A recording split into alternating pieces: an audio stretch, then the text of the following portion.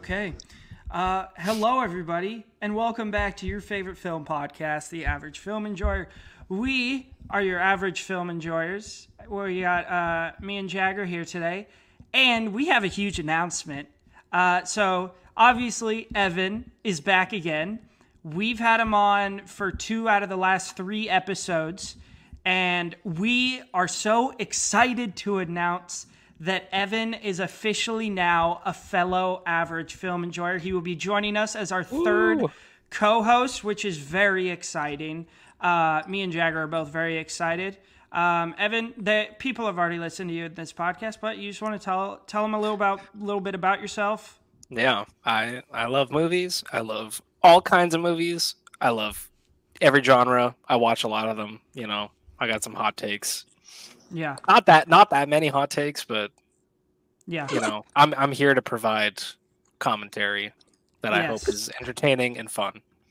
Yeah. Fun fact about Evan, out of anyone's Letterboxd I have ever seen. Also, Jagger is on vacation right now, so he is currently recording the episode in his hotel bathroom. So please bear with us if you are watching this. Fun fact about Evan, I've never seen a Letterboxd account with a higher percentage of 5-star ratings than Evan's. Yeah, you know, I love to love movies. That's my thing, you know? That's valid. Terrifier 2. Terrifier 2 is one that a lot of people in the Real Talk Discord bring up. I love that movie. Too. Yeah. I just, you know, if a movie makes me happy and it's good, it's probably getting 5 stars. That's not valid. all of them, but yeah. Yeah, I just love to love big movies. Fans of the Terrifier movies on this Hell podcast. Yeah.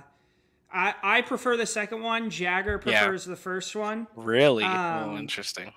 Yeah. We'll have to talk about that at some point. But yeah, Evan is now officially a co-host of our podcast. I'm super excited. Very exciting. First, before we get into movie news and all that good stuff, fellas, I want to start doing a segment, Movie Question of the Day.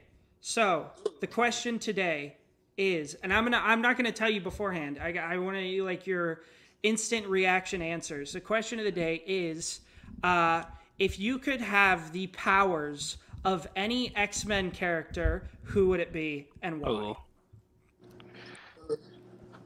I mean, Wolverine is the top primo choice because, you know, the regeneration is really sick. Yeah. Jagger? Yeah, I'd probably go with Wolverine, I'm not gonna lie. Yeah. I mean a totally fair choice. I mean, Deadpool makes a brief appearance in X-Men Origins Wolverine, so... Unfortunately. Yeah, unfortunately. And I'm assuming we're talking Wolverine post-adamantium surgery? Yeah. I mean, Magneto's pretty sick, too, but that's also a blessing and a curse. Yeah. I mean, Human Torch is a pretty cool party trick. That's Fantastic Four. Yeah. Oh, that's Fantastic Four. My God. Sorry, hey, man, he was... knowing how big the Marvel Universe is, comics included, he was probably in the X-Men at least once. Yeah. But Sorry. Is the real go-to answer here. I mean, Storm's pretty sick, too. Like, the X-Men just have sick-ass powers, all of them. Like, I feel like any is a valid choice. What about you, Trey? What's your pick? I mean, I've always been a Wolverine guy, but I've been thinking on it, and I think I would go, I think I'd go Beast. Hank McCoy. That's a good one. That's his name? Yeah. Yeah. I feel like that's pretty sweet. Yeah. Or Havoc. Alex Summers, where he can shoot the energy. I don't know. He was in First Class, and then he was in Days of Future Past for like 5 minutes. I really wish they had utilized him more. He was cool. But yeah, he's cool too. Well, yeah, that's the movie question of the day. Let's get into some movie news, fellas. Not that exciting of a week. I mean, I know this is old news, but I took a second look at our Golden Globe nominees for like Best Supporting Actress and all that stuff. The fact that Rachel, and I want to get your guys' opinion on this, the fact that Rachel McAdams is not nominated for Best Supporting Actress in a comedy or musical for Are You There, God? It's Me, Margaret, and Jennifer Lawrence is a travesty. It's criminal. It really is. I haven't seen Are You There, God? It is so fucking good. It really is. It took me by surprise. I Like, saw that on like a double feature day. I went to do a double feature and I saw Air and Are You oh There, my God, what an insane double feature. Yeah, it was real tonal change. But I was like genuinely surprised by how good it was. I loved it. Yeah, that's awesome. Like, I mean, if you look at the motion picture, musical, or comedy, Natalie Portman is snuck in here somehow. May December is not a comedy. No. That's crazy. Take that shit out, put her in drama, and put in. Well, I guess that's best actress. She's probably in supporting it. Yeah. But still, Daniel, like you said. Oh yeah, go ahead. Like even Julianne Moore is in comedy, best supporting is just any motion picture. Sorry, I haven't looked at the Golden Globe noms in a while. Yeah, I would have her in there in a heartbeat. She's amazing, and that movie is just pure feel good goodness. Yeah, Jagger, you said you hadn't seen that one quite yet. Are You There, God? It's Me, Margaret? Yeah. Yeah, I have not. I've heard it's good though. It's awesome. It's really good. I would definitely recommend checking it out. Benny Safdie is in it as well, and he's always a delight. We love the Safdie brothers. I mean, yeah, again, it's not too heavy of a week on movie news. Not too many announcements. Not too many like big headlines. Yeah, it's probably going to be pretty quiet for the rest of the year. I mean, yeah. Our next big thing is the Oscar nominations in a couple months. Yeah. Have either of you checked out the new Percy Jackson Yes. show at all? Okay, Jagger, have you gotten around to it yet? No, I have not. I'm fully caught up on it. Okay. Yeah, you are? Okay. Yeah, I'm fully caught up. What do you think, Evan? Because I love it. I'm a huge fan of that whole universe. Like, right. I grew up on the yeah, books. Me too. I think me and you are right around the right age to have, like, those were coming out in, like, elementary and middle school, and I would, like, religiously read them. Me too. And I'm loving that they actually cast, and apparently now Jagger is going to take a poop while we record. No, I love that they cast, and it's the same reason for why I'm excited for the Harry Potter TV show, is they cast these young kids so that they can get into more of the universe. Right. Because I love the first movie with Logan Lerman, but they cast him way too old. The second one was an extreme disappointment, but the first one kind of banged. Yeah. But I'm loving it so far. The editing feels a little weird at moments, but the casting has really well done. The acting is great. The visual effects are oddly really well done. What are your thoughts? Are you enjoying it? Yeah, I am really enjoying it. The first episode was great, kind of easing into the characters and the mythology. Yeah. Second episode I thought was a little slow. I mean, it built up Annabeth's character a lot, though, which is really good. And I thought the third episode was just a ton of fun. The Capture the Flag was just a blast to watch. And the effects are really fun. I just think it's a lot of fun. It's a really, really good time. It's nothing crazy, like, so far. It's not, like, gonna, I don't think it'll win any Emmys, but honestly, you said, I grew up with Percy Jackson. I remember I had all the books, and when The Last Olympian came out, the fifth book, I got it with, like, a hardcover, and that shit was, like, my prized possession. Like, I love these books. Yeah. So I'm having a lot of fun with them. I've been watching with my girlfriend. I don't remember the books super well. She remembers them very well. So she's like, "Oh my god, I'm so excited for this and this and this." So that's kind of fun. I wish I remembered the books more. I kind of haven't like an inkling to go reread them because they're they're probably pretty quick, easy reads. I reread them at the beginning of COVID when COVID hit. I was like, you know what? I'm gonna reread the Percy Jackson, and then I went through the one after that where they introduced like all the Roman gods. I haven't read that yet. Read that. No. Oh, that's like a whole 5-book series, and that's even better. Oh, really? They're just so damn good, and I'm Shit, so good to happy know. that they're doing this. Oh yeah, Yeah, those it's books kind are of even better. They introduce like a bunch of new characters, and it's kind of, I mean, it's similar Yeah. but different to the Scott Pilgrim animated show on Netflix. You get this classic childhood book Yeah. that gets turned. I mean, the Scott Pilgrim show is just phenomenal.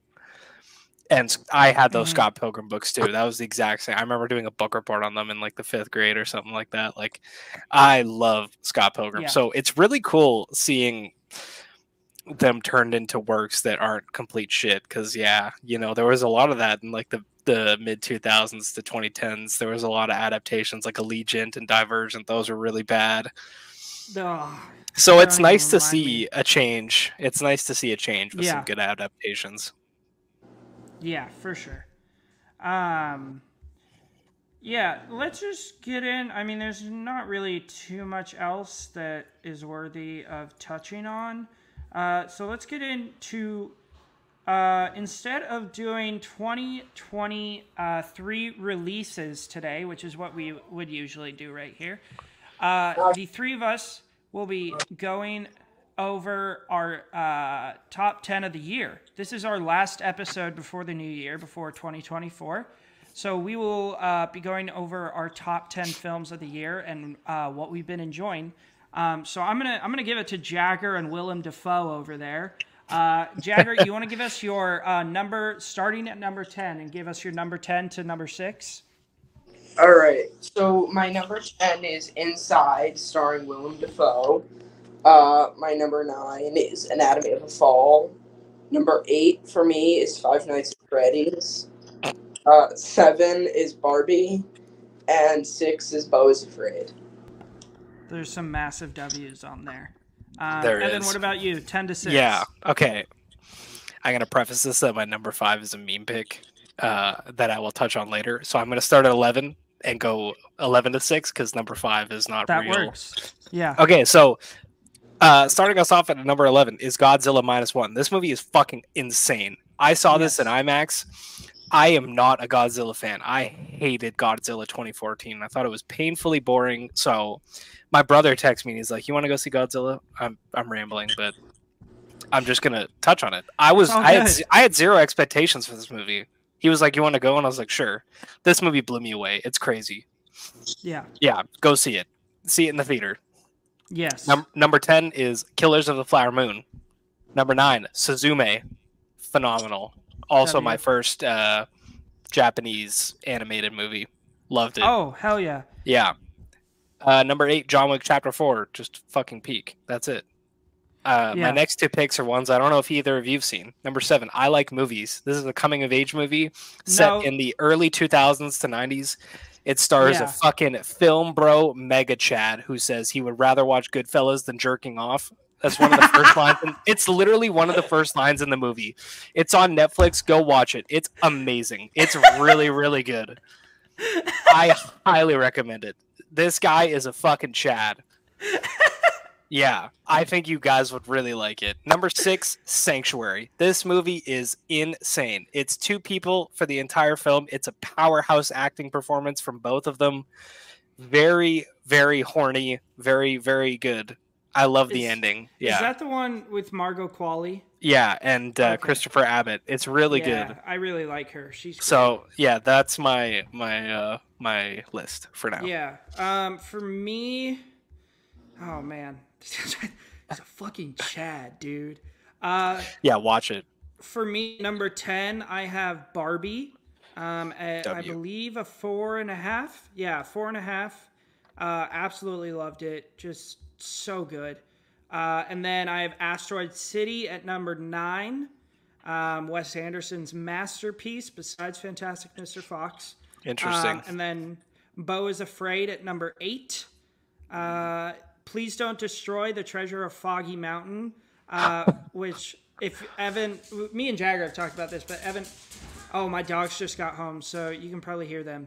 Evan, I don't know if you are an SNL guy. I am. Okay, so you know the Please Don't Destroy guys? I don't. But currently they're on the show and they have like a sketch every week, and it's like Tim Robbins. Oh yeah, love him. Like I Think You Should Leave type humor, and they Yeah, made a yeah. whole movie. And Okay, it's I excellent. gotta watch that. So that's my number 7, and then at number 6, I have Guardians of the Galaxy Volume 3. James W. Gunn's apology letter to the Fucking the W. fans of the Oh my MCU. God. That movie's so good. What I a have W. never cried. So here, just to go on a quick little whatever you call it, like I don't know, just to digress a little bit. Yeah. So I don't know if I've talked about this on the pod. I remember seeing the first Guardians in the theater. I was probably like 13 or 14. My older sister was having a wedding shower, and me and my dad needed to be out of the house. So we were like, hey, let's go check out the new Marvel movie, Guardians. And I was like, cool, I'm down. And I remember being blown away. I remember being like, holy cow, this is my new favorite movie.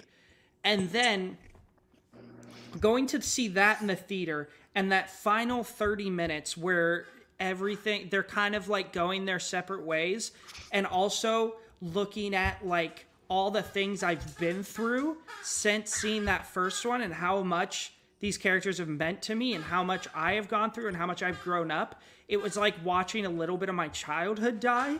And so I was just in the theater for the last like 30 minutes just sobbing. And I don't know, Evan, I think everybody cried at that movie, but I counted it. I cried 6 times when the first time I saw Guardians of the Galaxy Volume 3. Dude, it's so emotional. Yeah, It's no, dude, crazy. it was like just little one-liners too would have me tearing up. Yeah, and like I can't listen to Dog Days Are Over by Florence and the Machine now. Because it makes me emotional. Dude, I see this TikTok. I used to see it a lot when the movie came out, and it was the singer of Florence and the Machine watching the final scene of Guardians of the Galaxy, and she's just fucking sobbing, and it made me cry so much just seeing the emotion in her eyes and thinking about me like watching it. Yeah, no, that final scene is just perfect. Yeah, it's just an immaculate film. One of my favorites from the MCU. I think probably top 5, maybe top 10. It's top 3 for me. But yeah, that's number 6. Yeah. Really? Nice. I don't know where I have it in my MCU rankings. Well, I'm not an MCU. I think it might be number 6 for me, or number 5. Nice. But Jagger, you want to give us your number 5 favorite movie of the year? My number 5 is Tommy Wiseau's Big Shark. You watched it? Bro, yeah. I want to see it so fucking bad. It came like pretty nearby, and I got to meet Tommy Wiseau, and that escalated the experience at all. But whatever it may be, it was one of the funniest things I've seen in my entire life. Dude, I need to watch it. I have a signed picture of Tommy Wiseau in my room. Because I bought something from his website for my brother's for Christmas, and he sent me a signed picture, and it was like, "Much love, Evan. Happy or Merry Christmas." And it's just like a picture of him. That's wild. I gotta find it.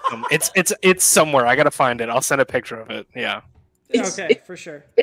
He recaptured lightning in a bottle because the room was brilliant, and I thought he wouldn't be able to do it as good again. And Big Shark does it.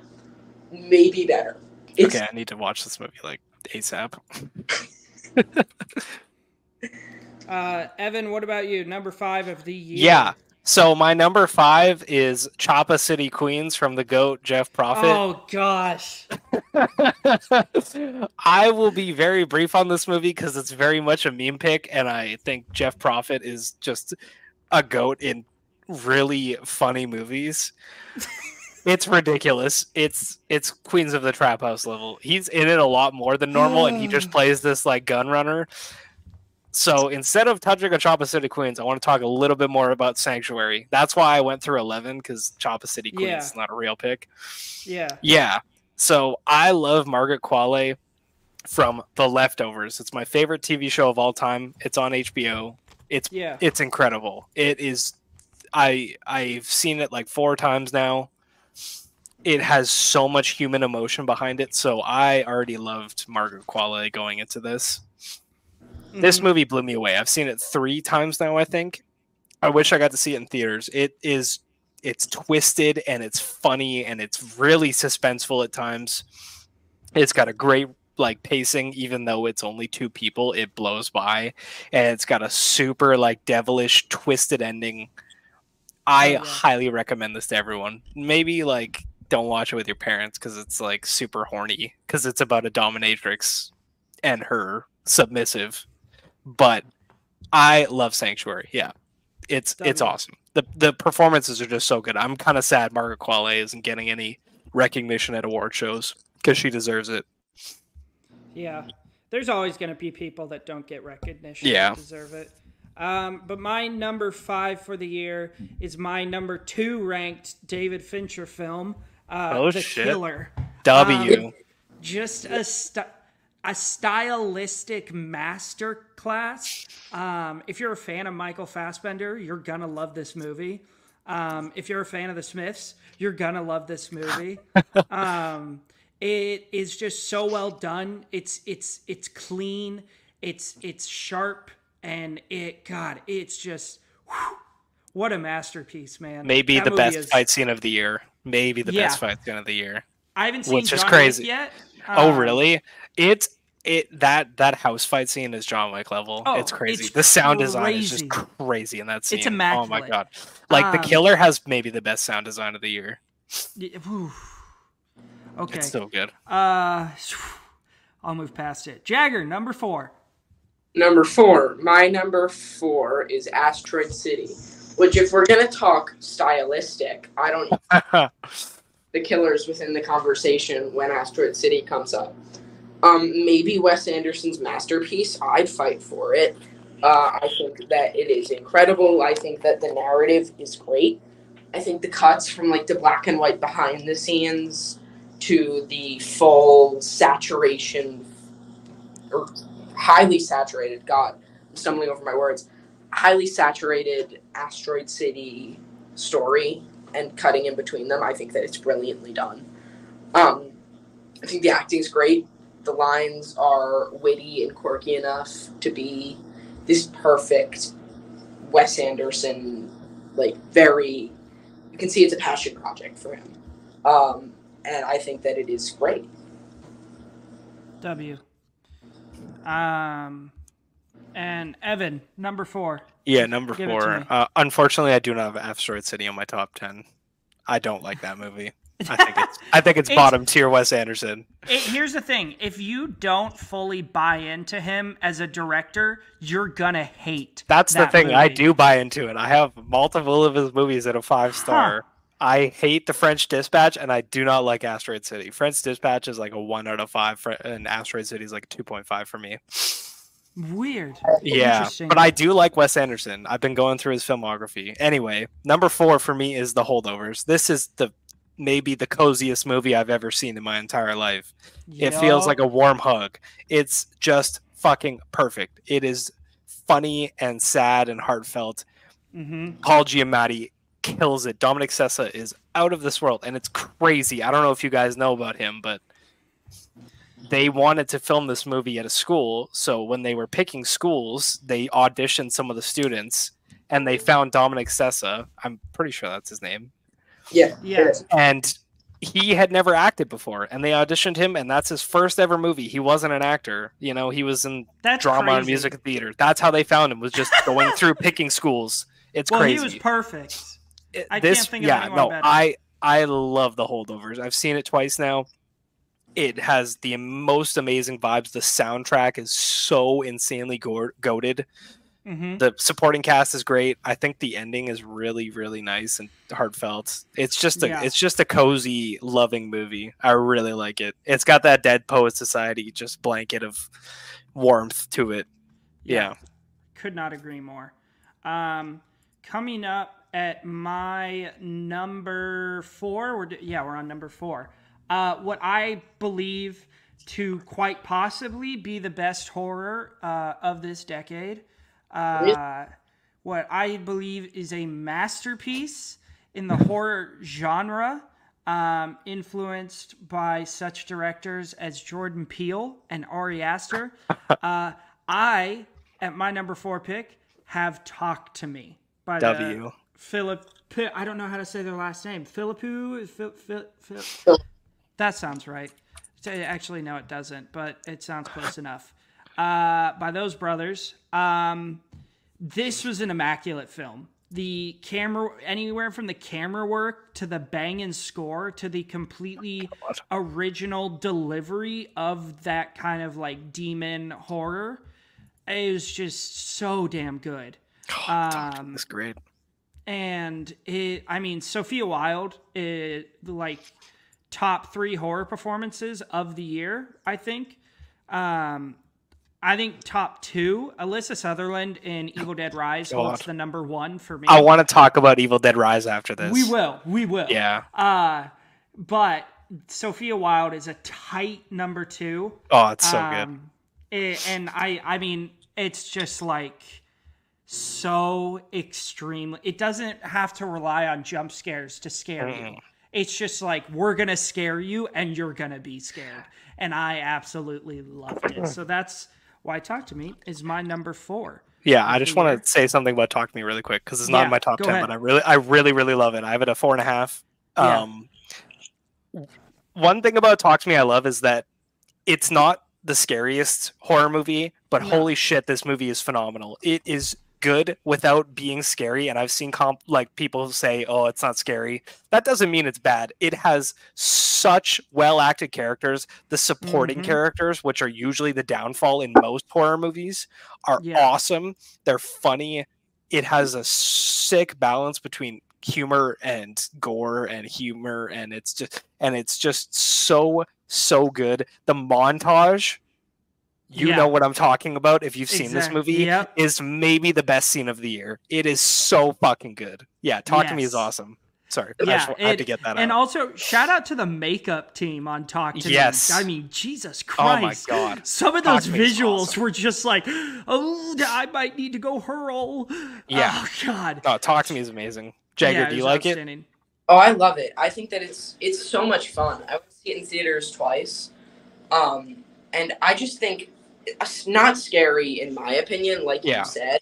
I think, but that aside, it's just such a fun watch, and it's sort of a movie that's like, whether you're watching it alone, with friends, it's just a movie that will mesh with any situation when it comes to a horror fan in any manner. 100% agree.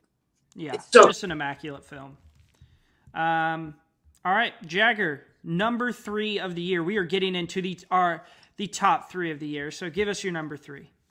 My number 3, I'm going to bring it back to The Holdovers. I think that if this movie swept the Oscars, which I know it won't, but in a perfect world, I think that I'd be so happy with that. Paul Giamatti's never gotten an Oscar because he's never really been taken seriously in a lot of his roles. I really think he does deserve it at some point or another, whether it be this year or not. I think Alex Payne is an incredible director. I think Dominic Sessa, especially after hearing that story, I think that is an incredible situation and a real breakout performance that I would love to see him act more in the future.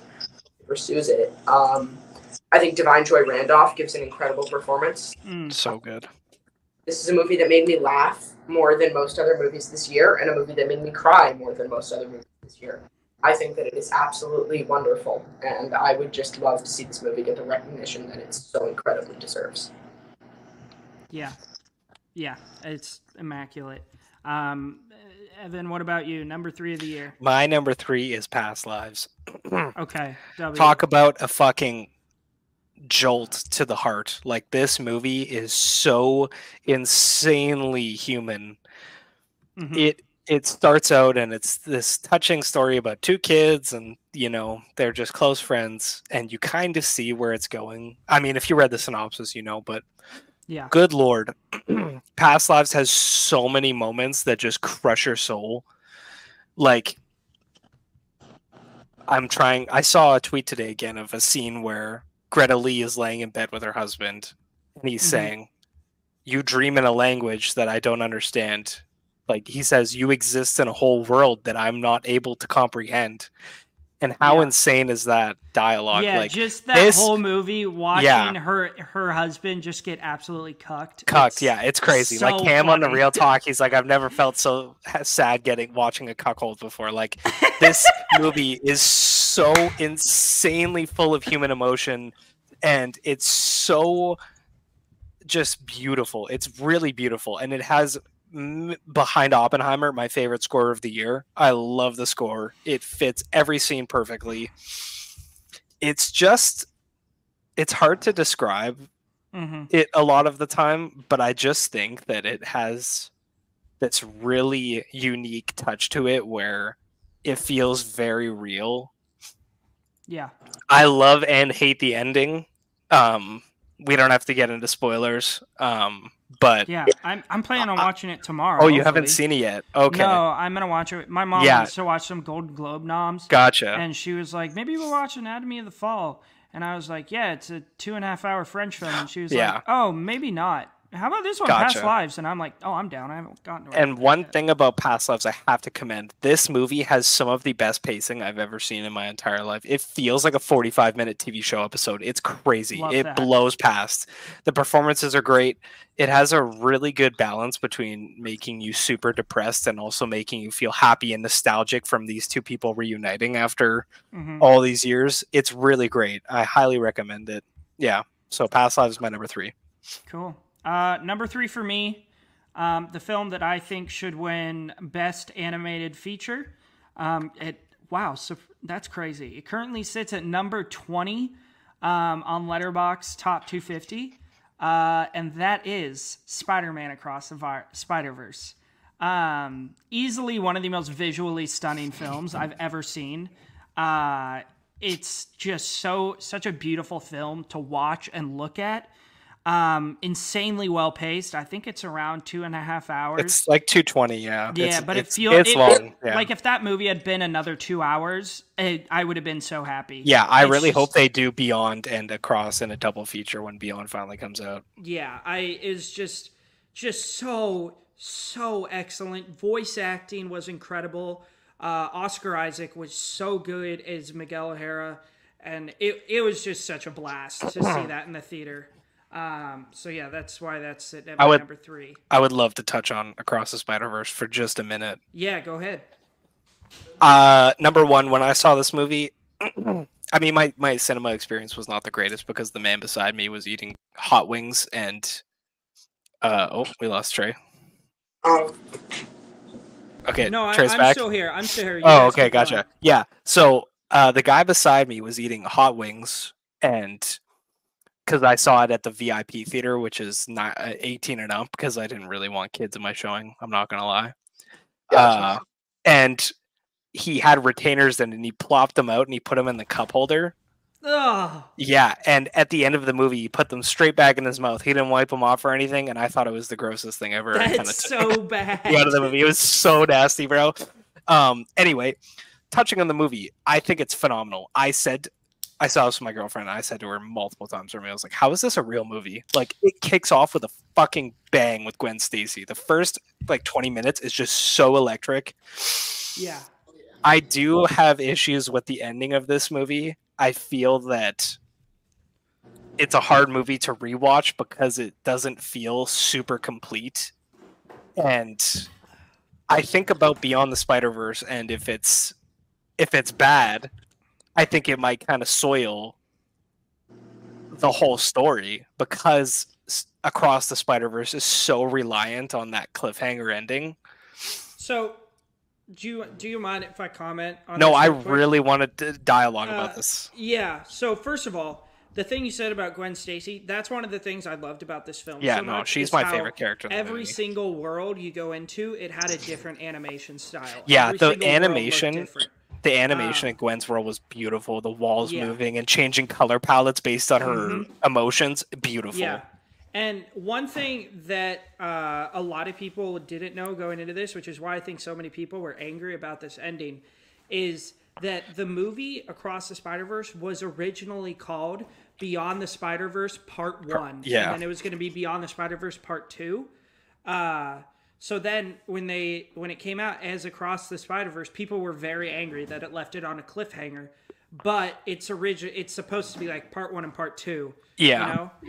And I mean I trust them. They've given us 2 just immaculate, perfect animated superhero films so far. And I really don't see them like getting anything below like a 4.5 on this next one. I fully agree, and when I think about it, like I love the movie. It's definitely in my top 15, I think, top 20. I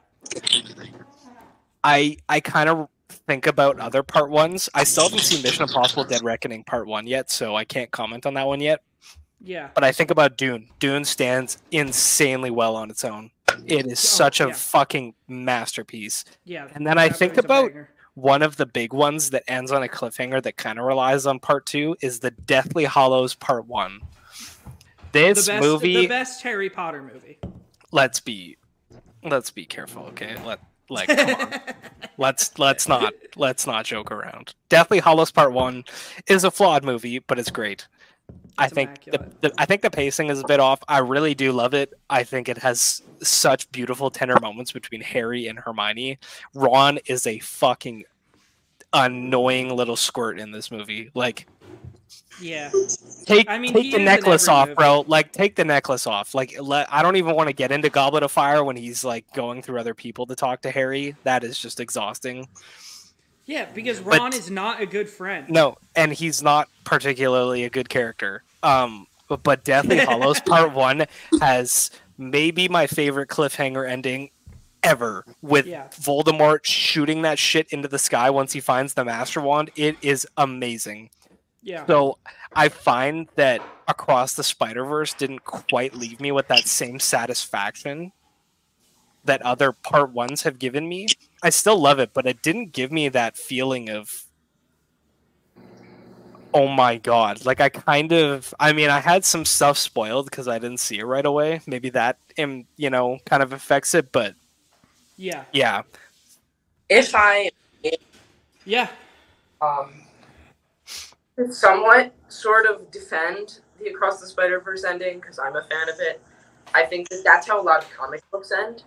And a movie like that, where they go out of their way to make it feel like a comic book, I think that having that ending sort of is just a wraparound of the comic book feeling.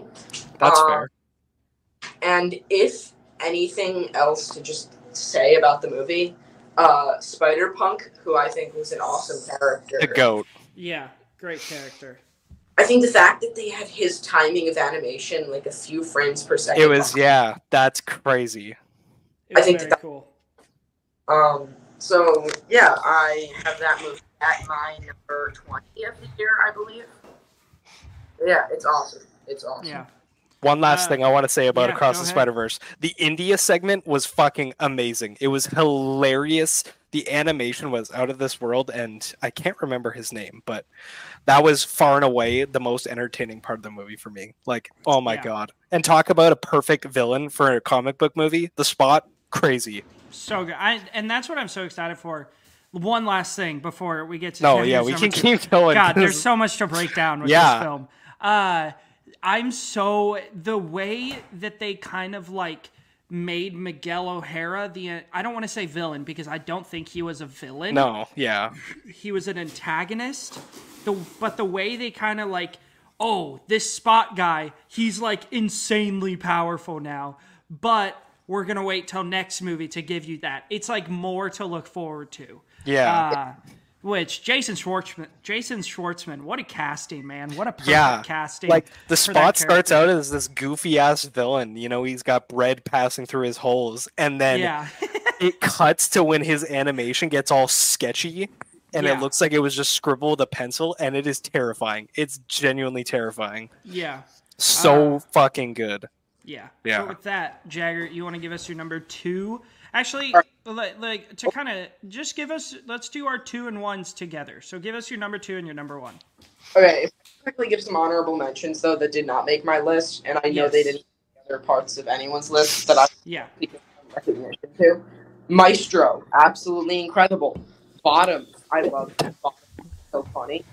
Scylla, I think Scylla is peak Sofia Coppola. 4.5 stars, brilliant. Skinamarink, I loved.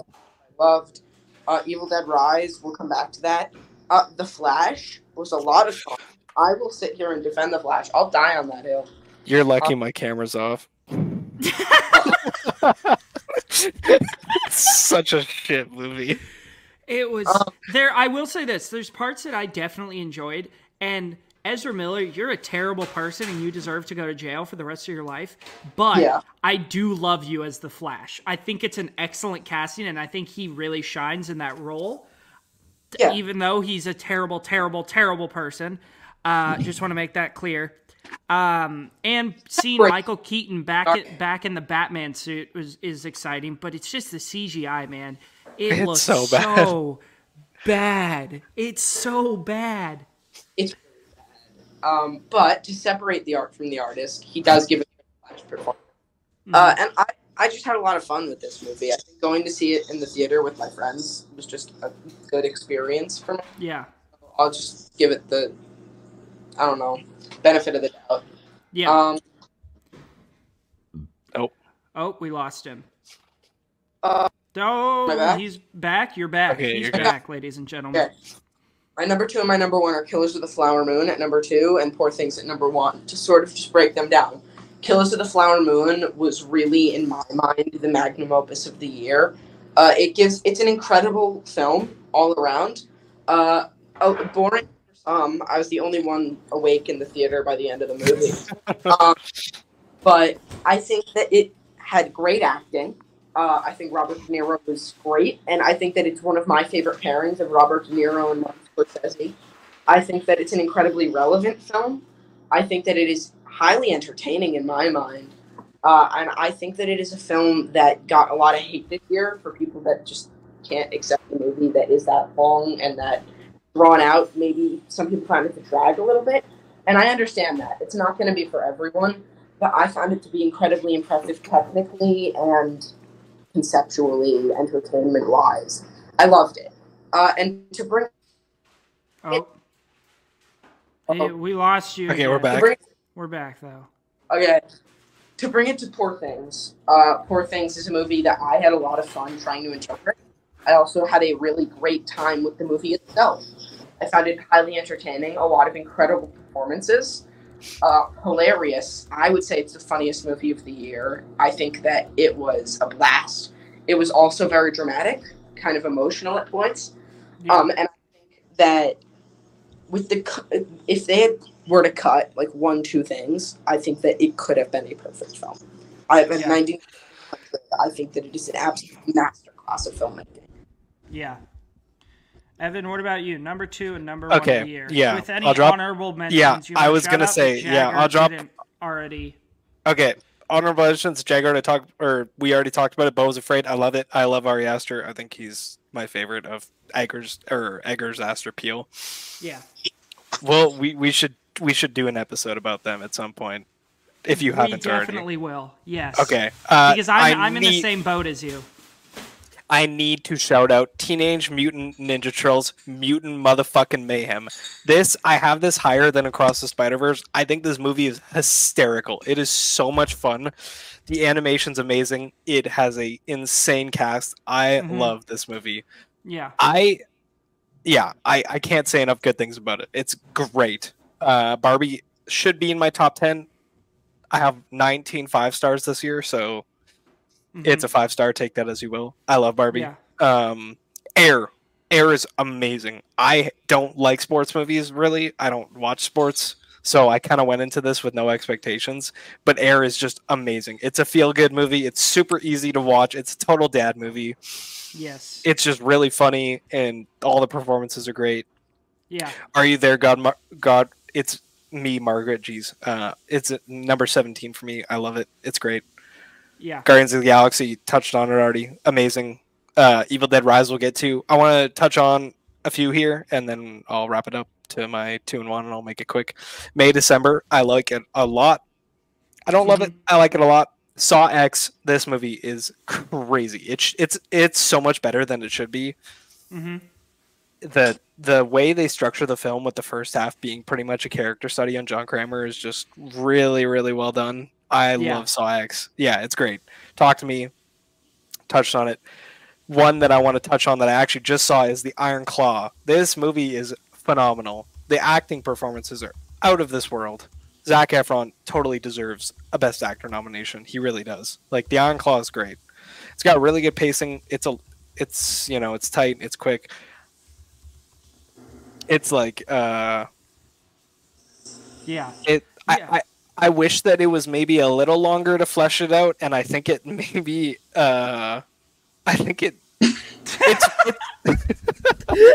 Sorry, everybody. We are all IMing right now and laughing about the fact that Jagger is now just sitting in the shower. Okay. Iron Claw, Evan. Yeah, let me talk about the Iron Claw really quick. So this movie is about the Von Erichs and the curse of the Von Erich family. Yeah. This movie fully deletes an entire brother from the family. It doesn't even acknowledge that he's existing because the story would be too tragic with it in there. Mm-hmm. I think that is ridiculous. It's a tragic movie. It's a very tragic movie. But I think that this could have been easily 2.5 hours because it's around 2:05 with credits, whatever. Yeah. I think they could have pushed this to 2.5 hours and writ the entire family in and fleshed out some of the things that happened towards the ending. I think that one character's the end of his arc is a bit rushed, but I really love the Iron Claw, and I hope that Zac Efron gets a nomination because he's just amazing in it. It's really, really good. Yeah. Okay. Any more shots? Missing's really great. Oh yeah, the sequel to Searching. That's really fun. Okay, number 2. Oppenheimer. It's as simple as that. Oppenheimer is a perfect film. I've seen it 6 times now. Oppenheimer, Jagger is blind on. It's like he didn't even watch it. See, no, but Jagger, we hate on him. Jagger still really, really likes it. Yeah, I think he has it at a 4-star, which I still respect. We talked about Cillian Murphy's performance, and that's crazy. Oppenheimer is a fucking magnum opus for Christopher Nolan. He's already made so many amazing films. Oppenheimer is just incredible. This movie has insane pacing. It feels shorter than Napoleon and Killers of the Flower Moon. It is like some of the fastest. I would argue it feels quicker than Babylon, which is maybe my number 1 movie of the decade. Whoa. I love Babylon. I will agree with Evan there. The thing about Oppenheimer is it gets better with each watch. Yeah, and I remember the third time I saw it, I finally went and saw it in IMAX, and it felt like it was 90 minutes. Yeah, I was like, wow, where did the time go, man? It's this genuinely movie is crazy. So good.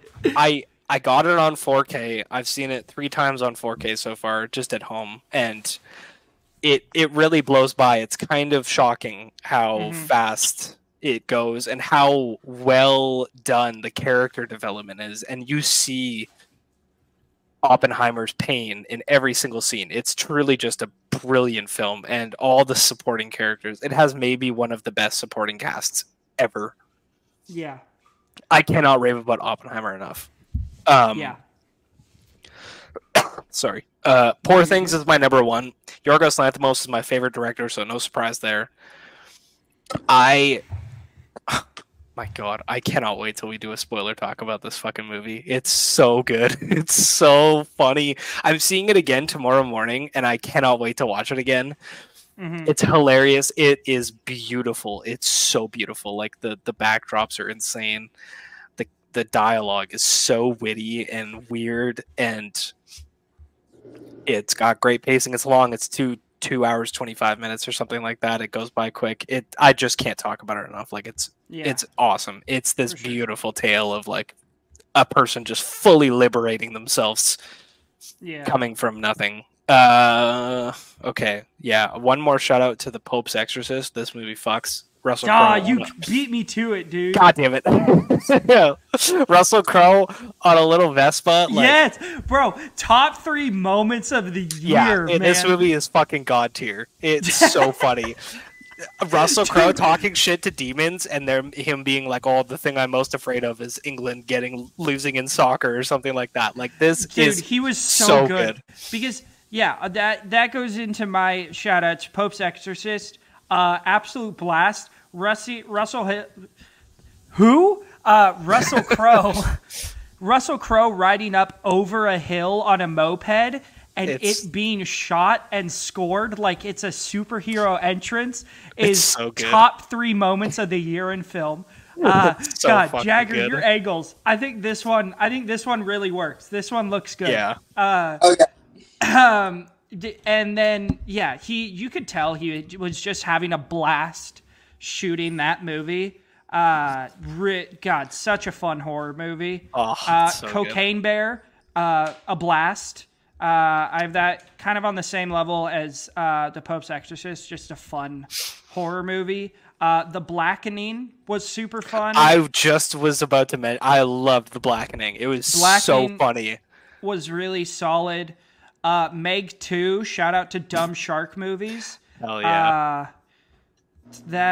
Let's see, what else? Blackberry, I want to shout out. Glenn Howerton. I need to watch that. Needs to get a Best Supporting Actor nomination. I mean, Knock at the Cabin was super solid. Cobweb, which I liked Cobweb. With Lizzie Kaplan and Anthony Starr. That was excellent. That was so good and so creepy. Really good. What are you guys have already? I mean, Exorcist, obviously. Reality with Sydney Sweeney was excellent. Really good, yeah. Also, shout out to Dumb Money. Oh yeah, that's really fun. Scream 6, the latest installation in the greatest horror franchise. They're still great. Like they're still just a blast. Do you have 6 over 5? I think I do. I'm not 100% sure. I have 6 at a 4-star, and then what did I give 5? I think I gave 5 a 4-star too. No, that's Scream 4. Hot take: Scream 4 is W. Yeah, it's number 2 for me in the Scream series. Same. God. Oh yeah, I have Scream the reboot from 2022 over Scream 6. Yeah. Okay. Just because I find it to be more emotional. Gotcha.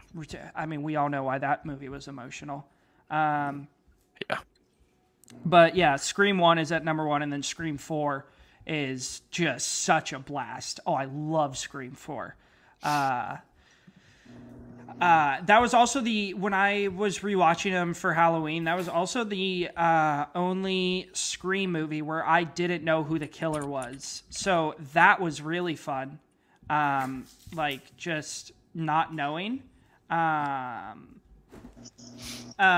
number 2, I'm going to go Holdovers. Saw it on Christmas Eve. W. Just immaculate vibes. And it's, perfect Christmas film. Paul Giamatti was excellent. I just loved it. So that's my number 2. And then I don't really need to say anything to defend it because I don't think it needs any defense. Oppenheimer, number 1. W. Best movie of the year. W. I saw it 3 times in the theater. Got better with every watch. Left me literally speechless. When I remember the second time I saw it, I went and saw it with my mom and my dad and my sister, and we were sitting at dinner after, and they had gotten worried because I hadn't said a single word because I was still just absolutely blown away. It's just that movie is just immaculate. But biggest disappointments of the year. We're kind of, I don't know, we've been going for a while already.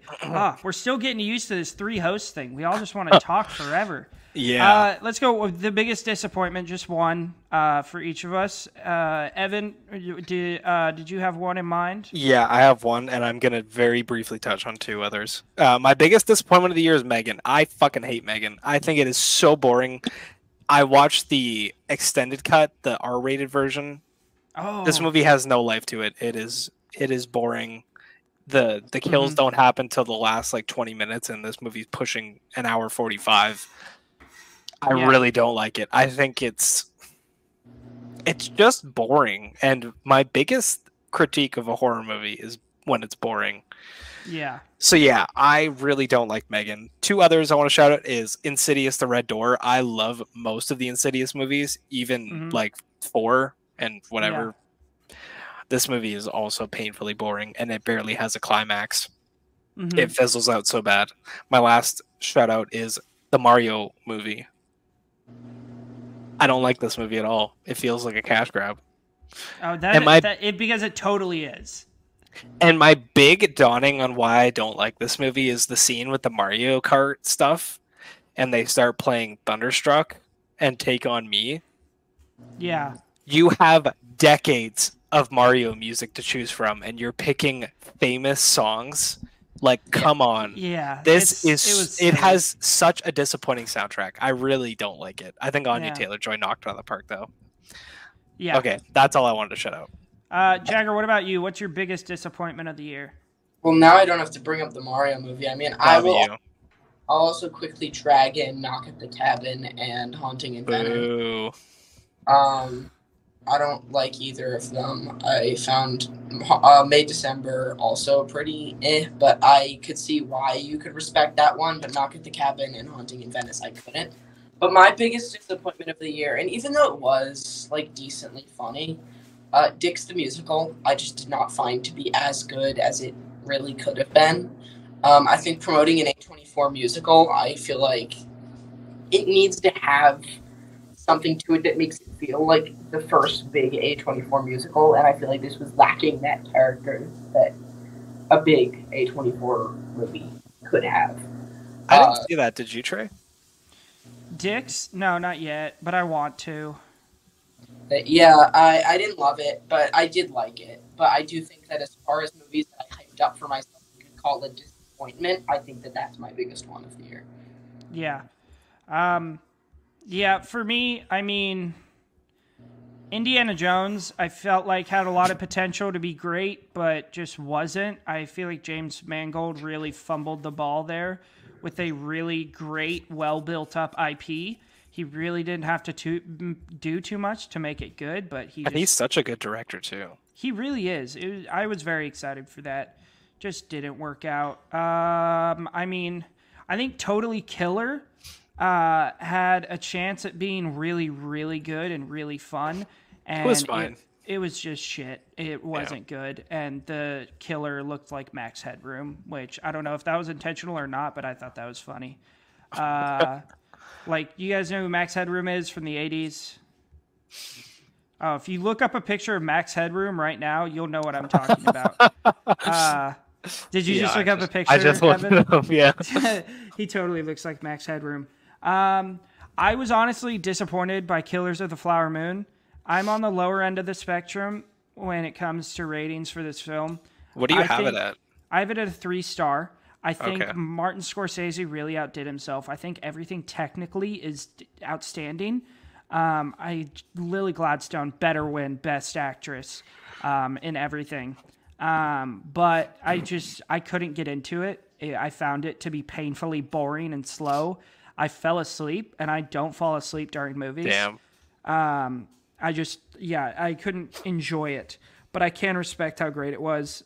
Megan, yet another horror movie that it would have been so much better if it was rated R. Yeah, even the R-rated cut didn't do much. They should have just went full out. Yeah. Because there's not very many kills in the movie anyway. Yeah. And No One Will Save You. That the Hulu original flick.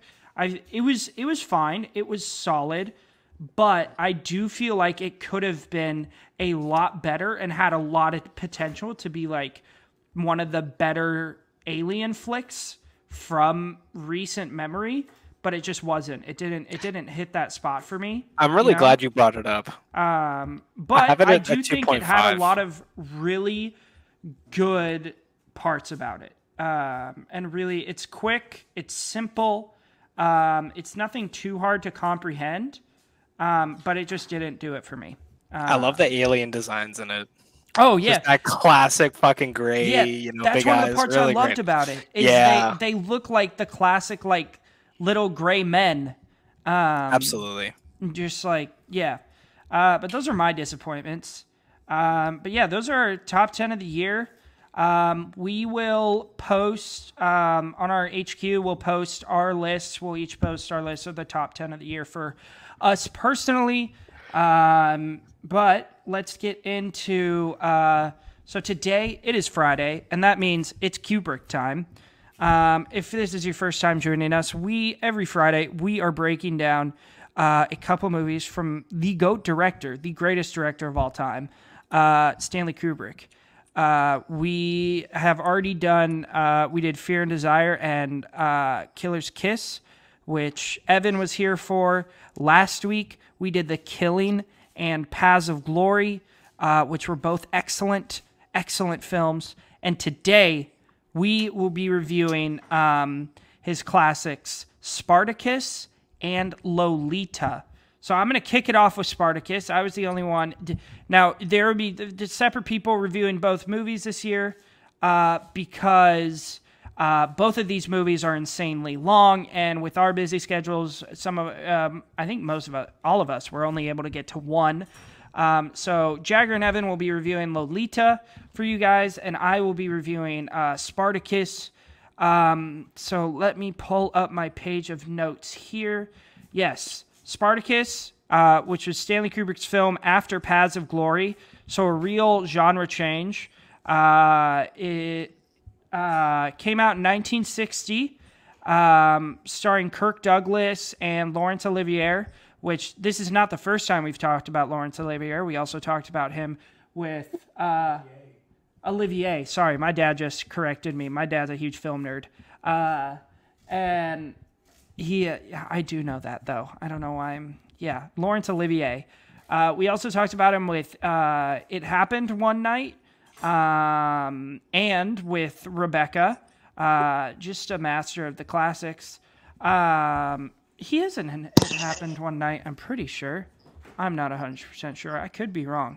But this is a film of epic scale. And I mean that metaphorically and literally. The rebellious Thracian Spartacus, born and raised a slave, is sold to gladiator trainer Batidas. After weeks of being trained to kill for the arena, Spartacus turns on his owners and leads the other slaves in rebellion. As the rebels move from town to town, their numbers swell as escaped slaves join their ranks. Under the leadership of Spartacus, they make their way to southern Italy, where they will cross the sea and return to their homes.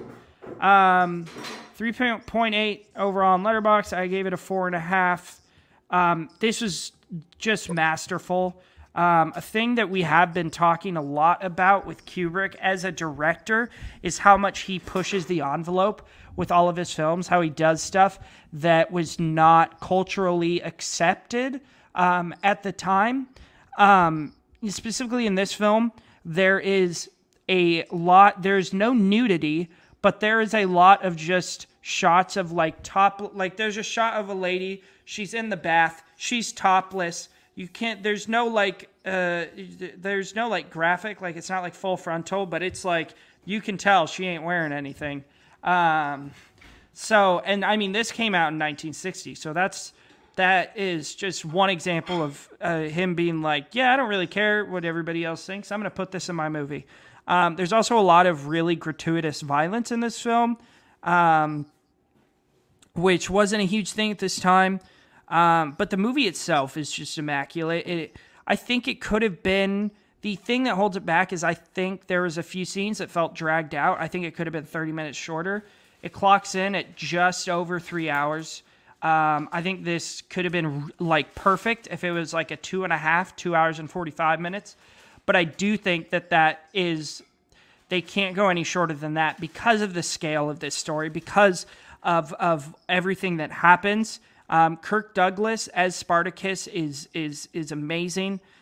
He's so good. Laurence Olivier is also great. We get some great performances, a great score as well. Sorry, I'm trying to get through this.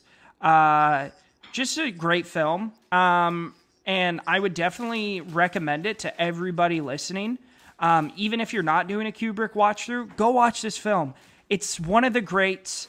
It's so well done. And again, I can't reiterate the scale of this movie. Some of these shots were just, and that's a thing that I think from now on we will be constantly talking about with Kubrick, because that is one thing that he was the best at, was his cinematography and his shot selection. And some of these shots are just unbelievable.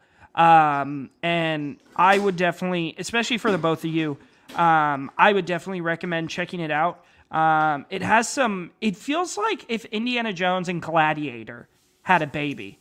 I'll be watching it for sure. It definitely take out some time, because it's like a one sitting type deal. It is a long movie, but it's excellent. I loved it a lot.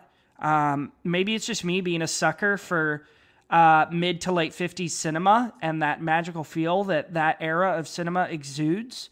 But I loved it. I had a blast with it. I think it's excellent.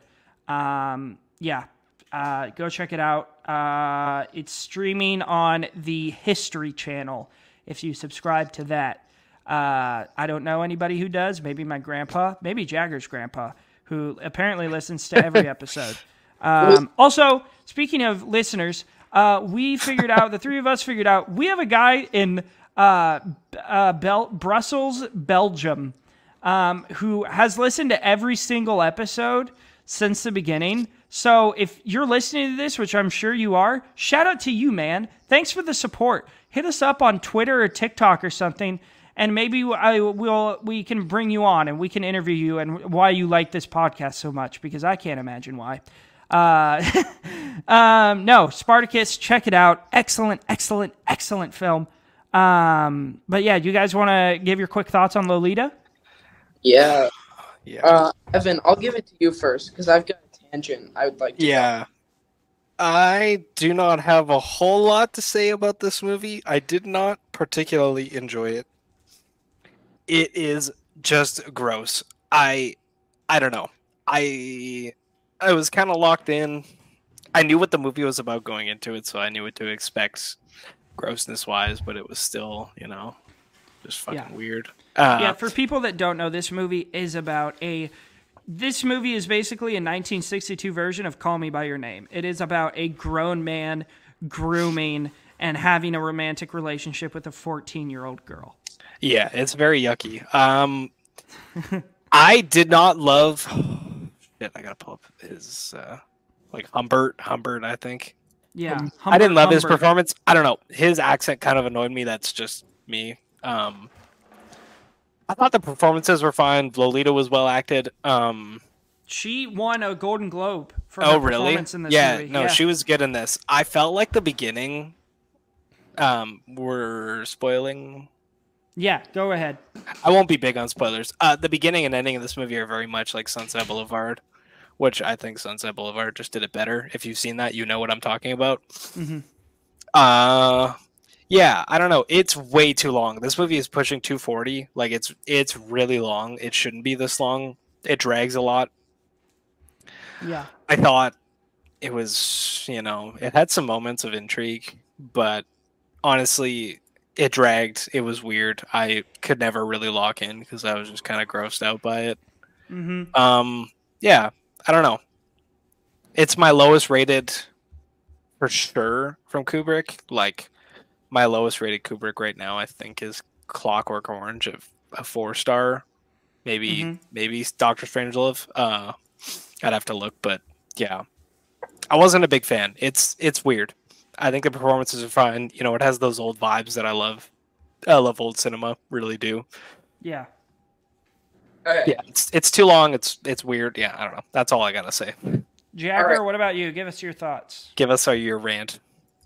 Okay, so this is a movie that made me really, really mad.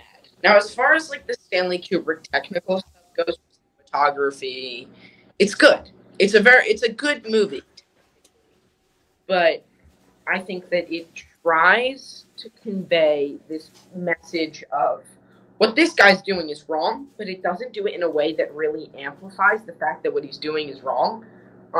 Trey, I know you didn't really watch this movie, so I can't really say on anyone's behalf. Yeah, I got like an hour in, and then I texted these guys, and I was like, "Hey guys, this movie is making me really uncomfortable. Can you guys have already watched it? Can you guys just cover the review? I don't want to finish this." Yeah. So here's like a chain of events goes, right? So it is this amazing hook opening. I loved the opening. I was like locked in right then. And then there's this guy. He goes to buy a house. When he goes to buy the house, he sees the daughter. Suddenly, he really wants to buy the house. The actress, like, this isn't like Grease either. The girl is supposed to be 12 years old, and they hire a 14-year-old. So this is a young girl. Right? Keep that in mind for the I entire think rest. you have it the other way around. She's supposed to be 14, but she's actually 12. No. The actress was 14. Oh, 12. okay, my bad. So Yeah, Evan, you idiot. I was not God. very locked in on this movie. I'm not gonna lie. So keep that in mind that this is actually a young girl going through the acting process of this. Now, originally, this movie was supposed to be, in Stanley Kubrick's words, a lot more graphic and erotic and supposed to show repercussions a lot worse. So, I mean, I'll leave it to Stanley to make a good movie, but, I mean, something about, like, a religious group came after and said, absolutely not, you're not releasing this movie, and then he had to redo it. I mean, it happens with every single one of Stanley Kubrick's movies. He really tries to push the envelope, like you said.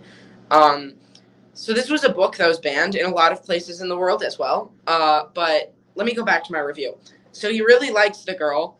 Then a few things happen. He's with the wife. And then there's a scene where him and the wife are, like, kissing and getting intimate in their room. And he's sort of, like, out of it. And then he sees a picture of the actual 14-year-old actress, which is a really disturbing image when he looks at the girl and starts, like, moaning. And suddenly gets really into what he's doing. Really a horrifying image. But that's when this movie really starts to ramp up, being extremely uncomfortable and disgusting. But does this in a manner where it's sort of like, it does it in a manner where they really try to downplay what happens. So he does that, and no one says anything about it, and it's like, oh, no one knows that he was looking at that picture. Maybe that's what's happening now. And then a few events go by. The wife kills herself. He doesn't care. After the wife kills herself, he drives immediately to go meet the 12-year-old girl. When he meets the 12-year-old girl, a chain of events happen. And as I said in the beginning of my Letterboxd review, you cannot downplay a grown dude having sex with a child. You can't try and play that off. And then once that happens, it just cuts from presumably him sexually abusing this child to them just sitting in the car like nothing happened. And then they never give any repercussion for it through the entire rest of the movie. And I think that if anything disturbed me or disgusted me about this movie, it's the fact that this guy had sex with a 12-year-old and no one brings it up. He doesn't bring it up. She doesn't bring it up. And they never have any consequence to the end of the runtime. No. And they try and act almost like what he did was fine. And I think that that's where this movie really bothered me. So, no, you can't downplay a guy having sex with a child. And I think that that's really all I have to say about this movie. Good movie, not enjoyable in the slightest bit, and tackles the theme that it's trying to tackle about as poorly as it can be done. So, 2 stars. I want to ask Jagger, have you seen Sunset Boulevard? No, I have not. Okay, then never mind. Because Sunset Boulevard kind of has that like character, you know, the movie starts with a dead guy and it ends with a dead guy. Yeah. Full circle moment. And I mean, Sunset Boulevard came out in 1950, so really just felt like Kubrick was like, "Oh, I like that," and took it. Yeah. Yeah, it's a weird movie. Like I thought to myself when I was watching it, I was like, man, the dialogue in this movie is so odd. It feels like some Billy Wilder shit. Like it's so uncomfortable that you laugh at it sometimes. Yeah. Like it's just odd. It's really odd, yeah. Yeah. So yeah, Lolita, Spartacus, great films, great films. One, not so great to experience, but it's well done. Let's. Usually, right here, we would do what we've been watching, but I think me and Jagger both got to get out of here. We got plans, but before we get out of here, Tuesday we will be back for our review of Jar Bahim. I think that's how you pronounce it. I can't remember how you say it. I did watch it, by the way. So you already watched it? Oh man, I did you're way watch ahead it. of me. How was it? Opening thoughts? It's fine. Okay. I've only seen 2 Indian movies, and one of them was RRR, and this was not as good as that, so I was just kind of disappointed. That's setting the standard pretty high. No, the music in Jarbeem is really fun. It's like that fun song where the lyrics are describing the exact thing that's happening on screen type thing. Hell yeah. I liked it. We'll talk about it, but yeah. Yeah. Well, we'll be reviewing that on Tuesday, and then next Friday, oh boy, it's the start. From here on out, it's the heat. We will just be reviewing peak movies. What I think to be all 5 stars. What's next Friday, we will not only be reviewing Stanley Kubrick's satirical war masterpiece, Dr. Strangelove. Fuck yes. But, which, Evan, have you seen it? Jagger's I've never seen it, yeah. Oh, I watched it in poli-sci in university.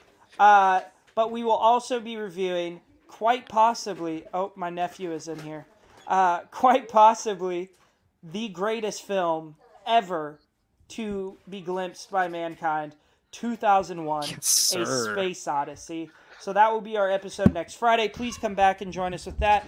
If you want to follow us on our socials, I am Trey the Film Noob everywhere. Jagger is Jagger Film Fan on Letterboxd. Jagger Film Reviews on TikTok and Twitter, and Jagger the Movie Guy on Instagram and Twitch. Evan is Evan0567 on Letterboxd. Go check him out. Join us next week for The Average Film Enjoyer, and we hope you have an outstanding rest of your day. Goodbye. Happy New Year's. Yes, Happy New Year's.